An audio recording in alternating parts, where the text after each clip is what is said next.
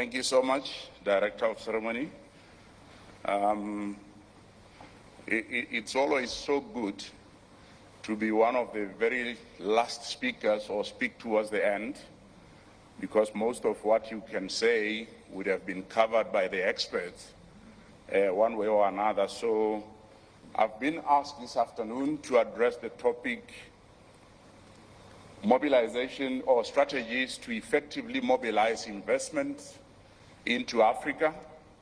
It is a topic that defines what we do on a day-to-day basis at the Botswana Investment and Trade Center. So you will realize that mine will be to address some of the points that have already been made. So I will be doing this by PowerPoint, and I'll make it very, very quick. Okay. On the very first slide, and I hope it's moving with you as well, I just wanted to do a reality check. What is the current situation as it relates to FDI or global investment? And we see that at a global level, FDI tended to decline due to the well-known global challenges by 2% to about 1.3 trillion. So those are the investment flows that we have all shared as the world where we are. Just trying to make sure it also moves here.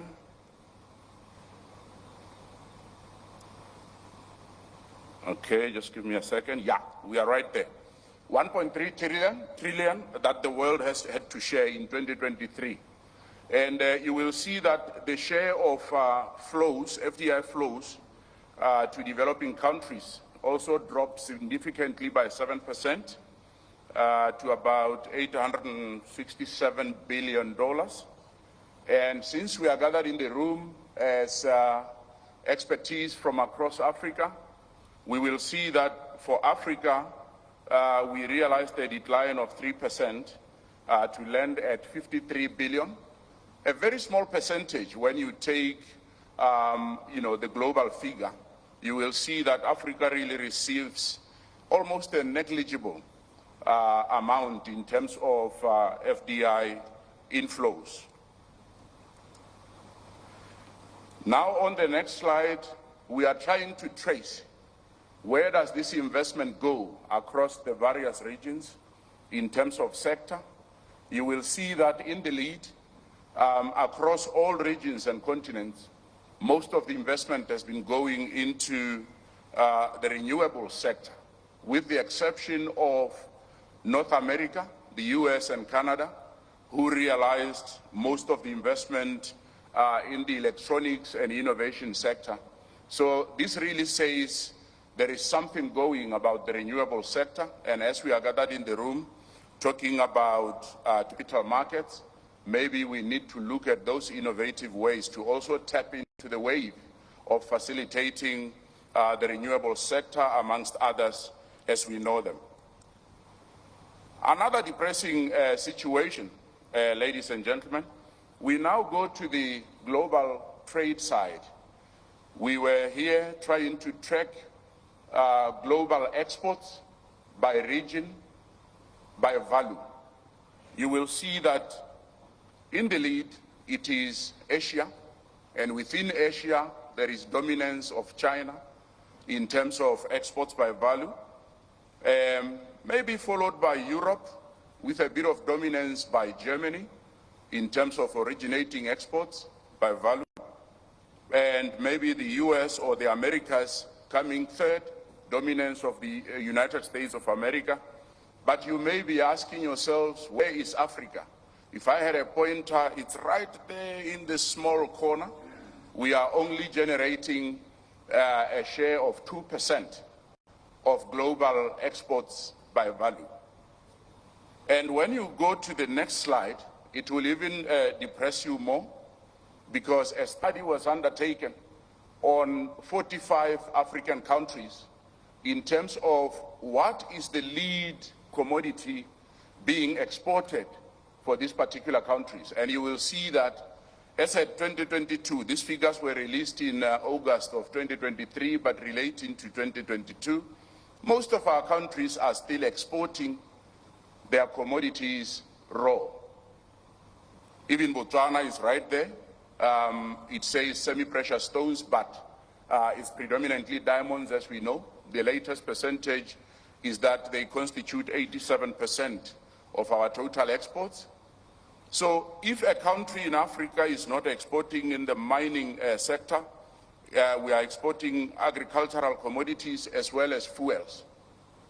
But maybe to ignite a thought, why is it that we are exporting so many raw commodities that basically become inputs into the global productive chains, but we have such a minuscule share in global exports? That really says we have our challenge cut out for ourselves to be able to beneficiate, do more value addition of the resource, and be able to claim a higher share. Basically, in simple terms, these countries are taking your raw materials, adding value, and earning more of a return in the global space. So I think if anybody was to think about where we should be looking in terms of enabling investments, it is exactly to address that challenge.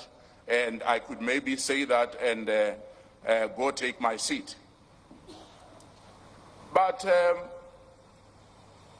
be that as it may, we always get promising statements that Africa remains the final frontier for growth. Yes, we agree, but a lot of things will have to be implemented by us as a collective in order for Africa to claim a fair share. We still have, as various speakers have said, unparalleled opportunities in the infrastructure space, technology, renewable energy, as we have seen, agriculture, amongst other sectors.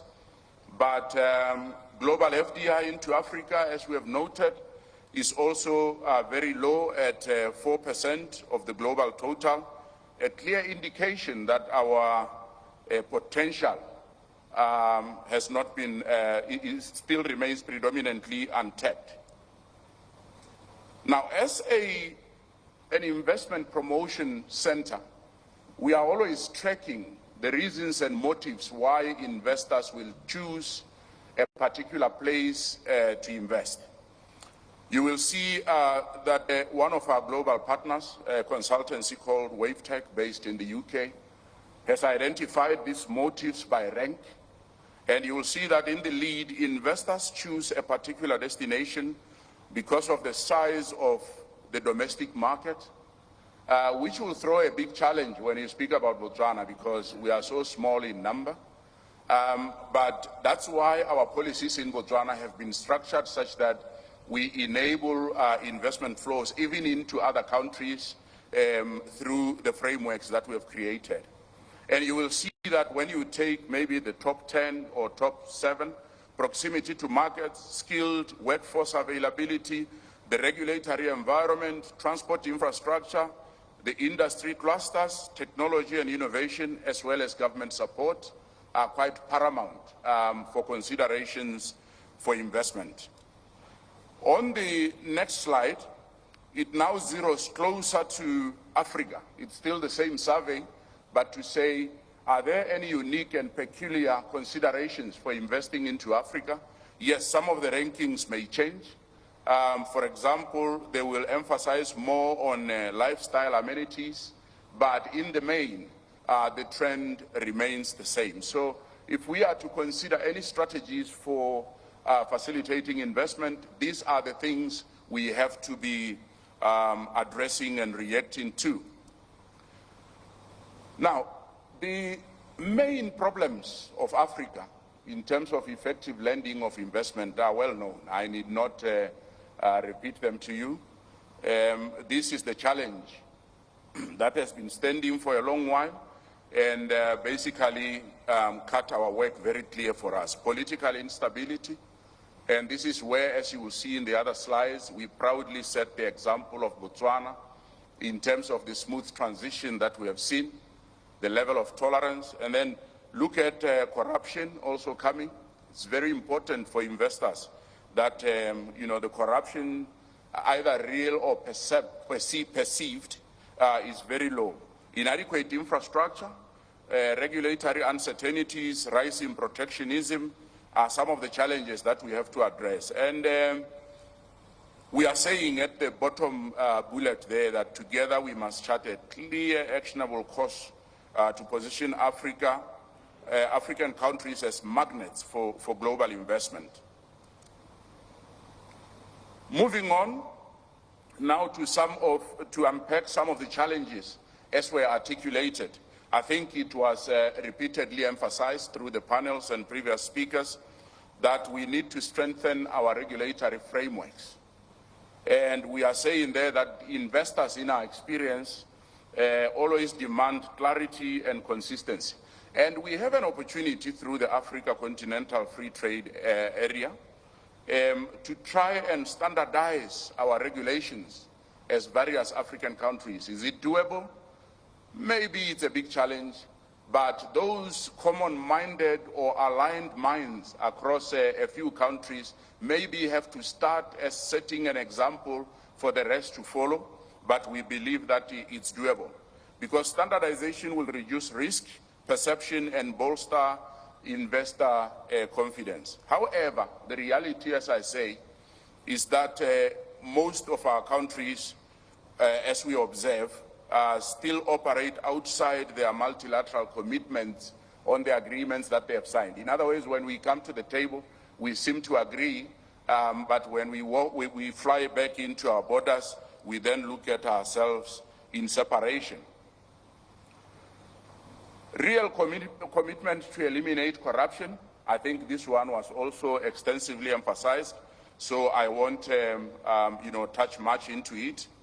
We know the war situation in Africa, that we must silence the guns, but it's a persisting problem that doesn't seem to go away. There are those countries where you can't just go around as free as you want. So that's where we say Africa must follow on the footsteps of Botswana, amongst other countries, when it comes to social and political tolerance, because we believe it can resolve a lot of the prevailing challenges. Now, focus on infrastructure development. I think the infrastructure deficit was also identified as an impediment earlier. I was presenting in Mozambique recently at one of the forums similar to this, and I questioned, why have we been shy to invest in improving our rail infrastructure across Africa?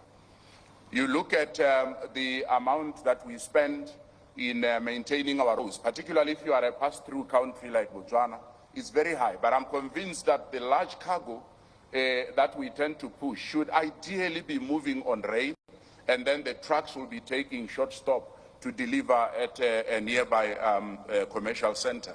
But the reality right now is that most of our rail network is still of the colonial era, and we haven't invested that much in upgrading. But here we are also talking both physical and digital backbone infrastructure that we need to pay particular attention to.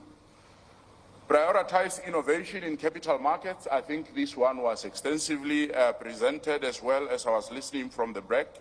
The role of utilizing local private capital versus FDI. You know, sometimes we conduct tracking of FDI flows. Africa sometimes depends on borrowed capital from some of the sources around the world. But if you track the flows, you might find that we might really be borrowing our own money, because we are investing to a large extent in instruments that we believe are stable out there, and some of the risk takers will come and borrow from those instruments, and we end up borrowing from them. So ideally the chain is there, but this could in a real sense be your own money. I think the point number 2 on capital markets, particularly stock exchanges as a source of funding for SMEs, was also articulated, and I was happy that one of the previous speakers actually indicated they already have solutions that are being implemented in this regard.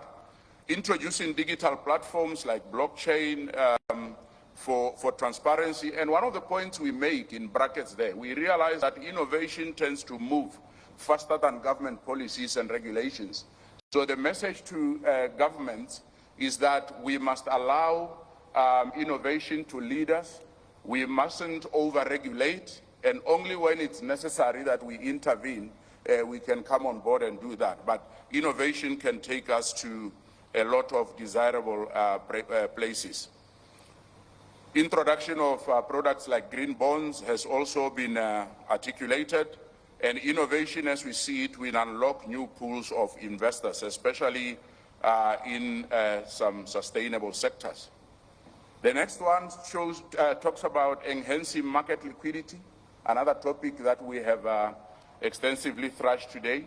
There was that point where it was agreed that every country might need its own exchange, but the collaboration for cross-listings across African exchanges and developing regional hubs will increase trading volumes and deepen market participation. We need to also invest in capacity building. Human capital is of paramount importance. Therefore, we need to invest in capacity building and ease of movement of skills across countries. So issues like immigration need a fundamental reform, because as other speakers would have said, we tend to be suspicious or fearful of one another as African citizens. So the relaxation of immigration is something that we believe will get to provide a lot of solutions. And the last bullet says we need to equip our regulators, brokers, and policymakers with the skills to navigate the ever-complex global financial systems. Now, coming to Botswana, and I see that I have 3 minutes on the clock. Botswana is a model of investment attraction. Through this slide, in Botswana, we are very honest with ourselves. I think in relative terms, we can be said to already be ahead of many comparators in the region or across the continent. But we still believe that we have a long way to go. On this slide, we were comparing, and it's an extraction from our strategy as the Investment Promotion Institution. We were comparing the level of investor appetite on Botswana versus the offer attractiveness in terms of what do we offer an investor. That orange dot is indicating where we think we realistically are. Therefore, we are saying the investor attractiveness and appetite is very high, but we need to invest in improving our offering. And this defines the advocacy that my institution continuously makes to our government so that we are ever on an improvement path. And you see that we have various scenarios that we put there. We said currently we are like a shop that is out of stock, people lining outside to want to come in, but we need to restock in terms of the offer attractiveness. But the desire is to move to a Christmas rush where all the desired goods are in there and everybody wants to rush in and do business with Botswana.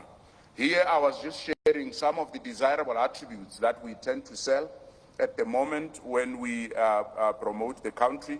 I won't go through them, but one of the leading ones is the sovereign credit ratings as consistently affirmed by the rating agencies, which makes Botswana very ideal, particularly for corporate capital raising, and that's what we promote. So in a nutshell, to come to a close, the reforms that we must consider, which we believe hinder most of our African countries to effectively mobilize investment, is our approach to amending laws. Because usually when you are effecting a reform, it requires that some law or policy be amended. But sometimes the process can be so painful that it becomes a problem. And I saw my colleague from Mauritius earlier on the panel. We know about your Finance Act and how you don't take the budget to Parliament without amending up to 100 laws at a time to pave the way for implementation of the budget.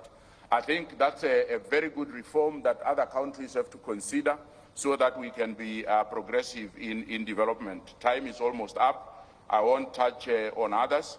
The role of Botswana in the Botswana Investment and Trade Center, we are the one-stop center for Botswana. So when you are seeking to invest in Botswana, we are the people to talk to. Your requirements like land, factory space, We've recently been given powers to issue visas.